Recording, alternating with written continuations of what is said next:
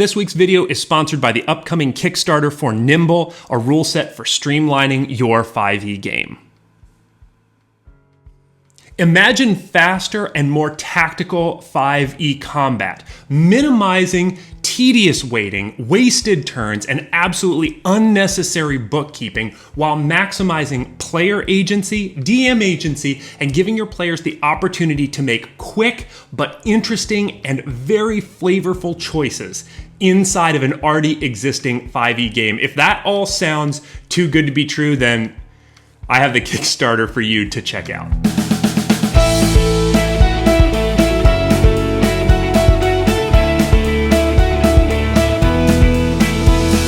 Welcome back to the channel, everybody. My name is Garmin. This is the Storycraft Society, and this week we are going to be talking about a Kickstarter that I am real excited about. I have talked a long time on this channel about how much I like 5e for its simplicity and the way that it gets the rules out of the way so that you can just play Dungeons and Dragons and tell cool stories with your friends. I don't need to spend time talking about what modifiers and unnecessary stack them up numbers I have to add onto my roll. What I get to do is spend more time describing how my character does or what my character says, or for me, it's less math and it's more fun. Well, as soon as the Kickstarter for Nimble came across my desk, I was enthralled by the idea of streamlining my 5e game even more. Maybe you're a DM that has a bunch of new players. Maybe you're a DM who just gets bogged down by the rules. Maybe your group is just trying to try something different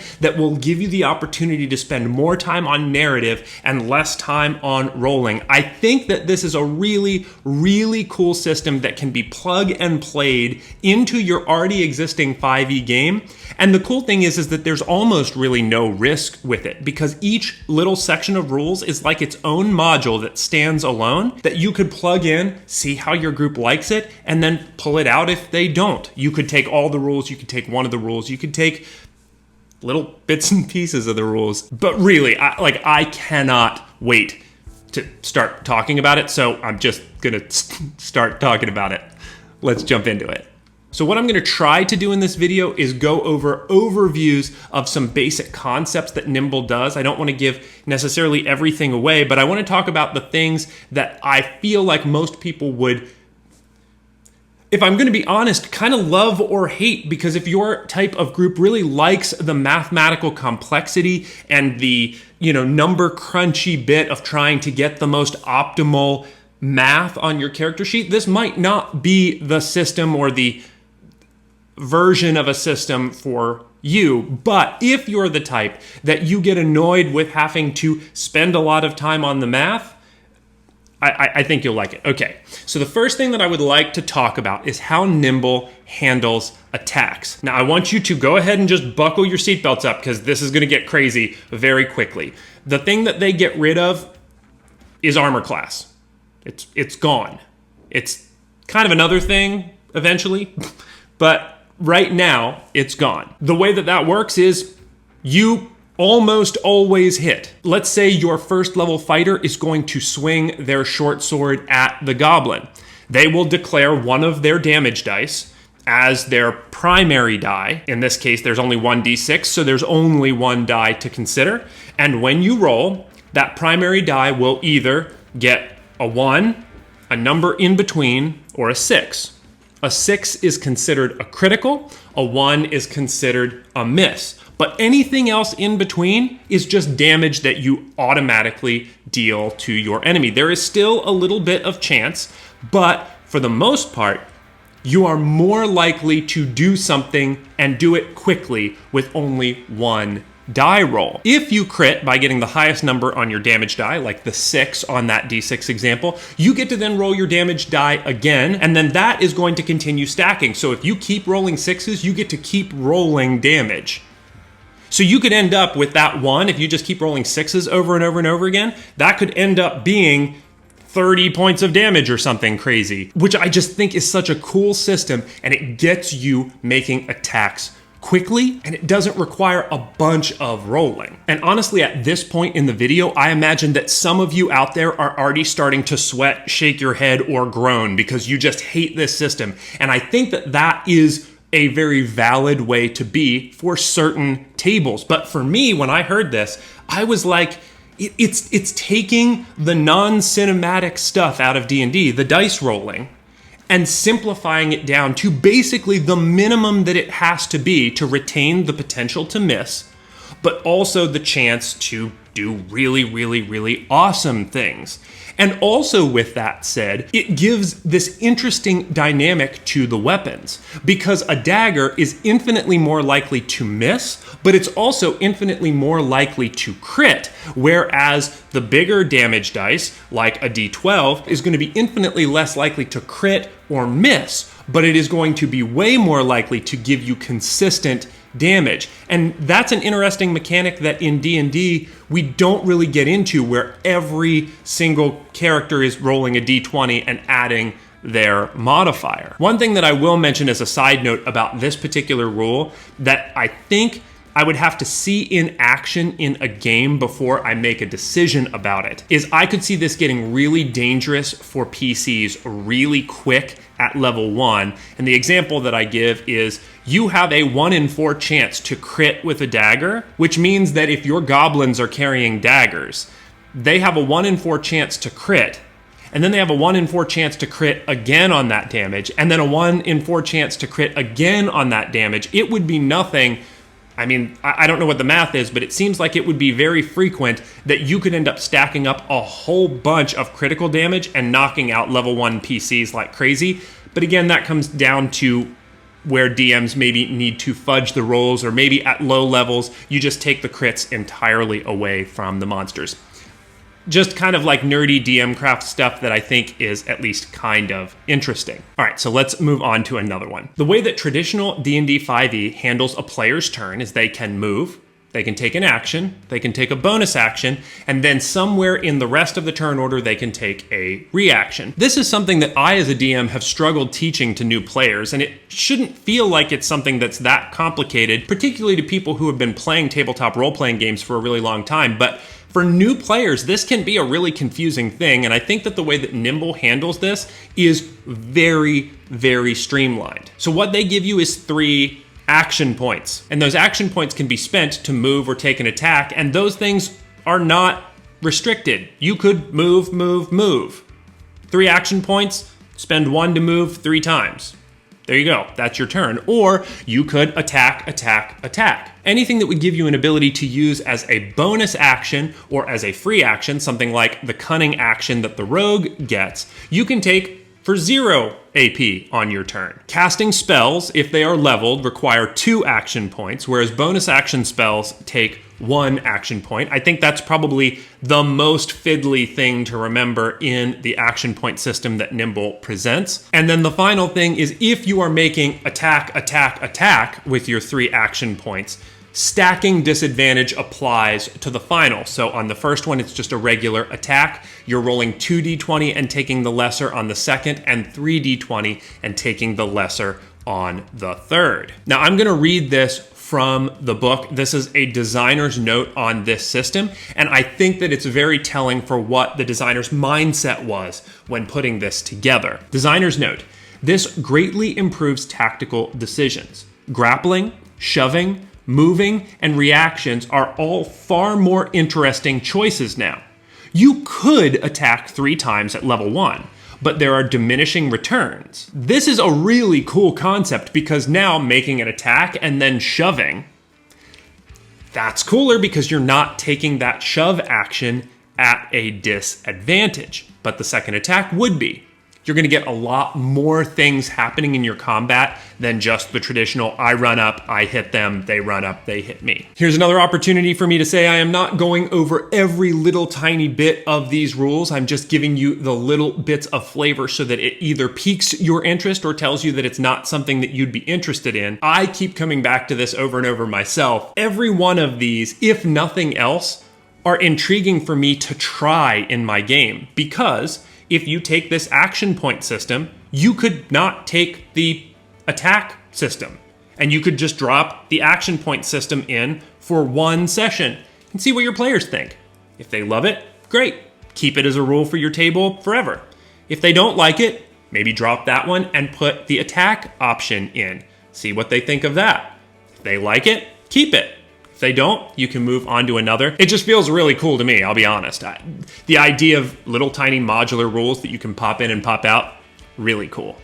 I think what I'm gonna do is I'm gonna talk about two more. There's a lot more that I could talk about, but I think I'm gonna stick to these two because they're the ones that got me the most excited. So the next one we're gonna talk about is dying and how the dying condition works in Nimble. In traditional 5e, if you go under 0 hit points, your character falls over, and now you sit at the table until someone can get you back up. There are times where this can be very dramatic and suspenseful, but a lot of times it will result in the players going, well, I can wait until you've failed 1 or 2 death saves before I try to heal you back up, and then I'll get you back up. But then that gets the fight over quicker, but it keeps that player just sitting at the table twiddling their thumbs because they can't do anything. Nimble decides to handle this by giving you the dying condition. When you drop below 0 hit points, you do not die, but you are now dying. What that means is you, on your turn, are reduced to 1 AP. You can only do one thing per turn, and you immediately gain a level of exhaustion. That then can compound because attacks and spells cast will make you make a saving throw, and if you fail that save, you'll gain another level of exhaustion. Taking damage will give you an immediate 2 levels of exhaustion. Taking a crit will give you 3 levels of exhaustion. And lastly, if you get to the 6th level of exhaustion, that's where your character just outright dies. It gives a lot longer of a time that you can see things happening, and it puts the fate of the character in the player's hands. Yes, you can stay in the combat if you're below 0 hit points, and you can keep attacking. You're going to be doing it at disadvantage, and you're really going to make yourself more susceptible to ending up stacking more levels of exhaustion.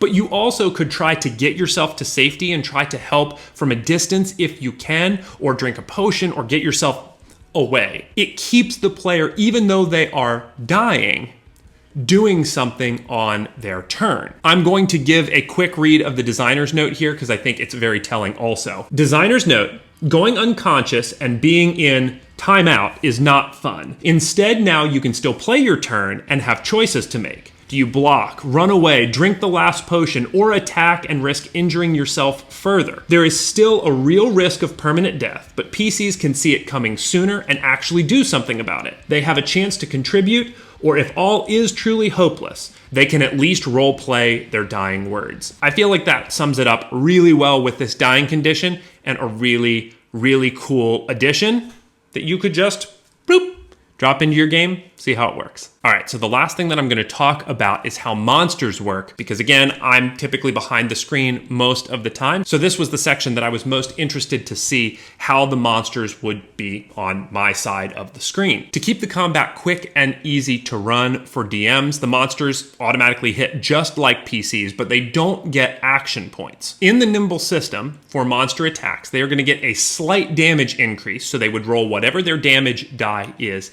and then they would actually lose whatever modifier is on the damage dice, but then they would gain their to hit. So if a goblin has a +4 to hit on their short sword, they would roll 1d6 for their damage +4 instead of the traditional 1d6 +1 or 2 or whatever that would be. This little tweak keeps the monsters feeling dangerous, particularly with some other things that show up in the Nimble system, like a block and dodge system that they have that I didn't talk about in this video. They also keep it really, really simple. Then, what I think is the coolest thing in all of the monster section is how they handle monster AC, which is that monsters have either light, medium, or heavy armor, depending on whatever their original AC was in their stat block. Now, critical hits and damage vulnerabilities just ignore AC altogether. It just isn't a thing that you even calculate. So that way, a player who's attacking a super heavily armored monster can still crit and do a whole bunch of damage and feel like a hero.